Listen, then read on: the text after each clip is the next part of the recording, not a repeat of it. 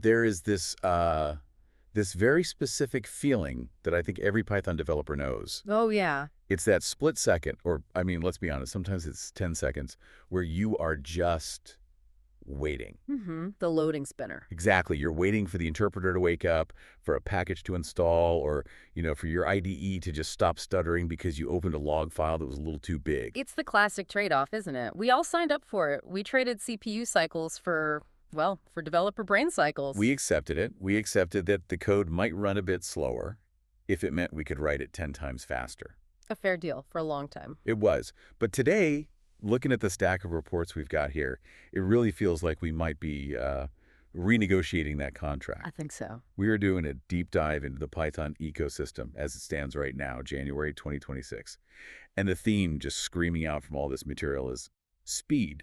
But not just raw execution speed. That's the interesting part. No, it's the speed of your workflow, the speed of distribution, the whole evolution of the tools themselves. It really does feel like a maturation moment. We aren't just looking at, a list of patch notes or bug fixes. We're analyzing a set of reports from InfoWorld, specifically from Serdar Yegalap that just dropped a couple days ago. Right, January 23rd. And what's striking to me is the scope. It feels like the whole conversation is shifting from let's add cool new features to let's make the existing machinery industrial grade. Less about shiny toys and more about a better engine. And to navigate this, we've got quite a roadmap. We're going to start deep in the engine room with a new JIT compiler. The just-in-time compiler. That promises to speed up your code with, zero effort.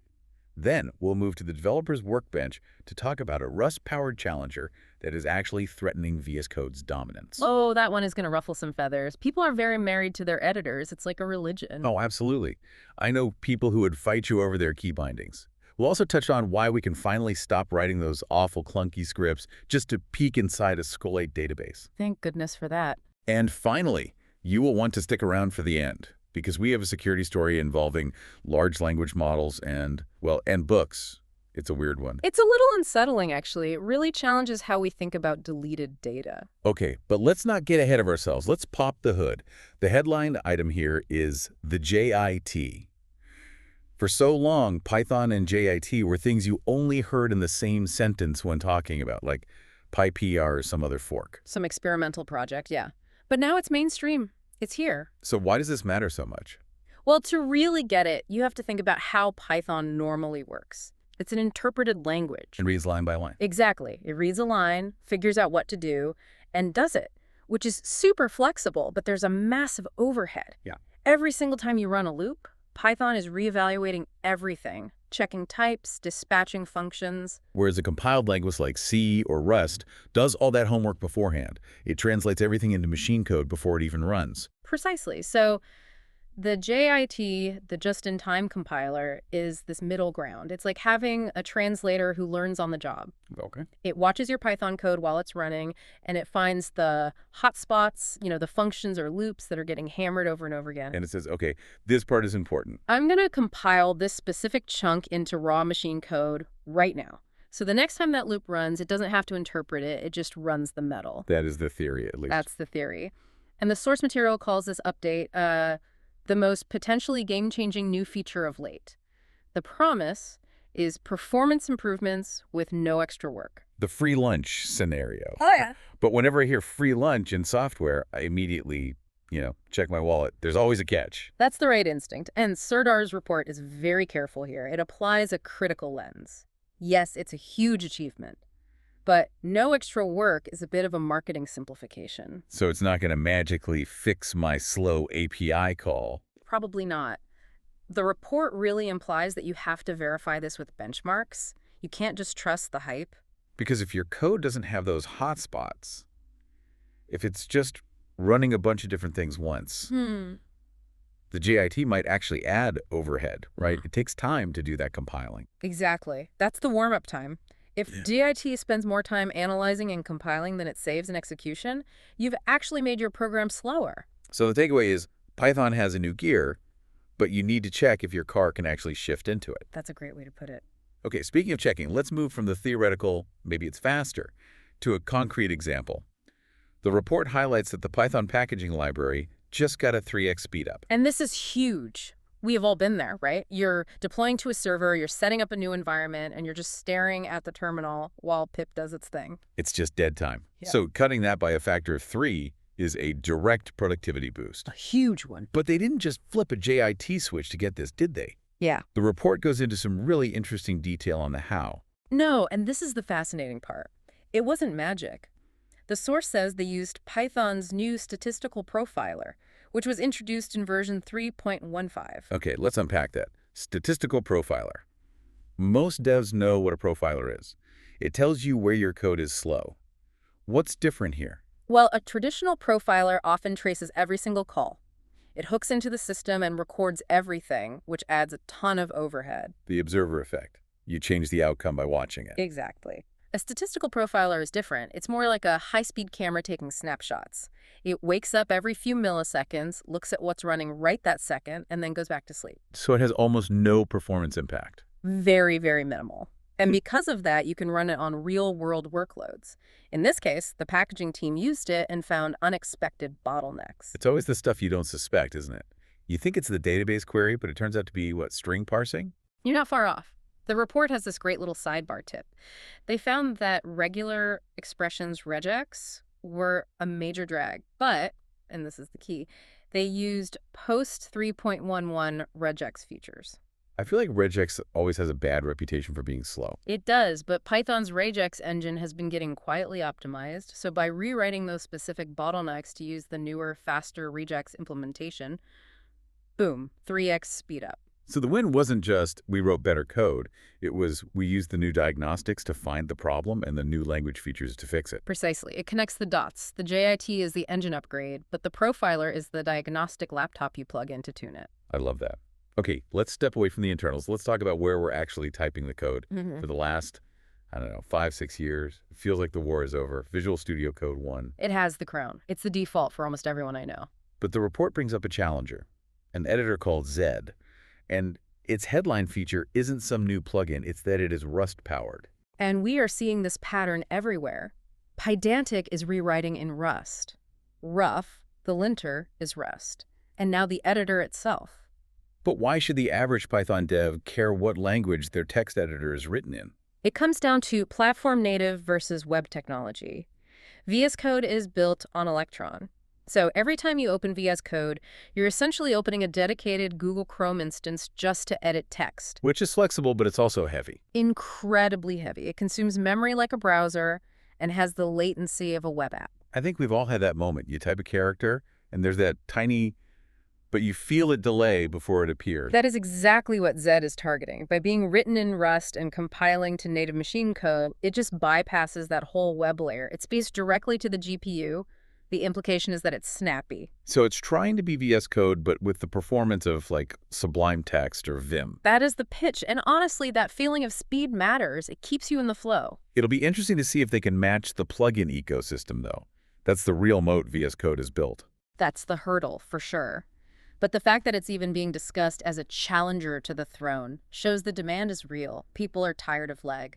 Speaking of things that desperately needed an update, let's talk about SQLite. Ah, the unsung hero. It's everywhere. It's on your phone, in your browser. But if you actually want to look at the data, It is remarkably painful. you're stuck writing what the report calls clunky scripts. You import SQLite 3, you write a cursor, you run select, just to see if a record was created. It completely breaks your workflow. But the report identifies a whole wave of new solutions. And it's not just one tool. It's a desktop app, a web interface, and a VS Code add-on. So there's a GUI for whatever your preference is. And the key word there is visualization. The takeaway is you can explore your data in style, which sounds like a vanity thing, but it's not. Being able to see relationships filter with a click. That's a huge quality of life improvement. It reduces the cognitive load. You're looking at a table, not parsing text. Right. It treats SQLite like a first-class citizen for once. Moving on from local dev to distribution. The report touches on PyCrucible 0.4. Distribution has always been Python's Achilles heel, right? The whole works on my machine problem. The classic nightmare. This update focuses on one thing, much smaller downloads. Why is that such a big deal now? Well, think about CI/CD pipelines. If every time you run a test, you have to download a 500 megabyte container, that adds up to real time and real money on your cloud bill. We call it bloat. And it just feels sloppy to the end user. It does. Reducing that footprint shows the ecosystem is optimizing for the consumer of the software, not just the author. It's another sign of maturity. Okay, so faster execution, snappy editors, better data tools, leaner distribution. But we can't talk Python without talking about the data layer itself. The report flags Pandas, The backbone of data science in Python. and it says version 3 is on the way. The expert advice here sounds a little urgent. It says, now is the time to learn what to expect. That is code for start preparing now or your pipelines will break. Why is V3 such a big deal? When a library as foundational as Pandas jumps a major version, it usually implies breaking changes. They might be deprecating old functions, changing how they handle missing data. And in data science, consistency is everything. It's a disaster if you upgrade and suddenly your financial model calculates a moving average slightly differently. A silent failure is so much worse than a crash. So the advice is, read the change logs now. Run your tests against the betas. Do not pip install this on a Friday afternoon and hope for the best. Consider yourselves warned. Okay, I want to shift gears. We've been very technical. But there's a layer underneath all of this that is purely human and financial. The report includes some really sobering insights from Deb Nicholson. Deb is the executive director of the Python Software Foundation, the PSF. And the topic isn't code, it's funding the Python Software Foundation. This is the reality check. We use these tools, Python, PyPI, the docs, every day for free. But they are not free to provide. The servers cost real money. Legal defense costs money. The report discusses how software nonprofits can remain solvent in tough times. It's easy to assume the PSF is this massive entity with infinite cash, like a Google. But they're not. They're a nonprofit. And we need to view the PSF as critical infrastructure. The roads and bridges. Exactly. If the PSF can't keep the lights on, or if they have to degrade service on PyPI, every single company using Python suffers. Supporting them isn't charity, it's an insurance policy for your own engineering stack. It's a good reminder. If your company relies on Python, maybe check if they're supporting the people who keep Python alive. Absolutely. Okay, we've covered the heavy stuff. Now for the oddity of the week. The report calls this slightly off topic, but I think it's the story that's going to stick with people. It's about AI, LLMs, and books. This is a fascinating bit of security research. So the setup is this. LLMs are trained on copyrighted books, but the companies have put up guardrails. If you ask it, please rewrite the first chapter of Harry Potter, it'll say, I can't do that. Right, they're aligned to refuse those requests. But the report cites a finding that it's easier than you think to trick an LLM into revealing the text it was trained on. And this is the surprise. This isn't just on small open source models. The trick works on state-of-the-art production LLMs, the big ones. Yeah. The ones companies pay millions for. So how does the trick even work? It relies on confusing the model's context. Instead of asking for the book directly, you might ask it to perform some repetitive transformation on text that just so happens to lead into the book. It's like the model has a photographic memory. And even though it's been told, don't talk about Harry Potter, if you get it started on a rhythm. It just starts reciting what it knows. It reveals that the raw data is still in there. It hasn't been unlearned. It's just hiding behind a filter. And if you find the right key, you can bypass the filter. This highlights a massive tension between training and memorizing. We want AI to learn from books, not to become a pirate library. But this research suggests that line is much, much blurrier than we thought. It really reframes what security means in the age of AI. It's not just firewalls, it's psychology against a machine. That's a great way to put it. So let's try to synthesize all of this. We've gone from JIT compilers to funding crises to AI hackers. What's the through line? I think the theme is complexity and maturation. Python isn't just a scripting language anymore. It's a complex ecosystem that's optimizing for high performance. The JIT shows the core is getting faster. And the tools are growing up. Exactly. Zed and the new SQLite tools show the developer experience is becoming more polished. We're expecting professional-grade tools. But with that complexity comes vulnerability. Right. The PSF funding issue highlights the fragility of our supply chain. And the AI story shows that as our systems get smarter and more black box, they fail in ways we don't fully anticipate. So for the listener, what's the action item? The action item is to embrace the efficiency, but respect the complexity. Don't ignore the new tools. If you're still waiting for dependencies to install the old way, you are wasting your own time. The ecosystem has moved forward. You should move with it. Efficiency is the goal. Faster tools, sharper insights, better workflows. Absolutely. And if I can leave the listener with one final, slightly provocative thought, Please do. think about the AI segment again. We just learned that production-grade AI models can be tricked into spitting out their training data with a simple linguistic trick. We often treat proprietary code or black box algorithms as secure vaults. But if an AI can be socially engineered to reveal its secrets, what does that imply about the black box nature of the proprietary code we are increasingly relying on to write our Python scripts? Are we building on a foundation that's more transparent and vulnerable than we realize? That is a little unsettling. Are our tools keeping secrets, or are they just waiting for the right person to ask nicely? Better to think about it now than after the leak happens. Indeed.